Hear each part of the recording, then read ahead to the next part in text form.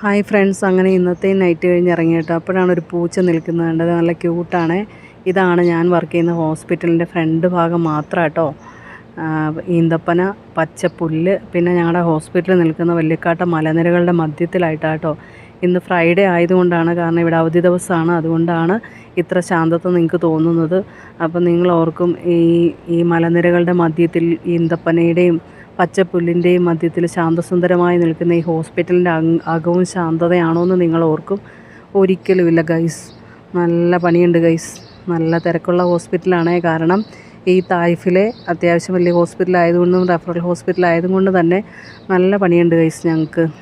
പിന്നെ പുറത്ത് നല്ല വെയിലാട്ടോ. ഇപ്പോൾ സമയം 8 മണി ആയതേ ഉള്ളൂ. അപ്പോൾ നൈറ്റ് കഴിഞ്ഞ് പോകുമ്പോൾ എടുക്കുന്നതാണേ.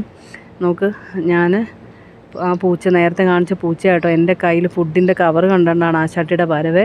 അപ്പോൾ ഞാൻ ക്യാമറ എടുക്കുമ്പോൾ അതിലേക്ക് തന്നെ നോക്കിക്കൊണ്ടിരിക്കുക കേട്ടോ. നല്ല ക്യൂട്ടായിട്ടുണ്ടല്ലേ, നല്ല രസമുണ്ട് കാണാൻ.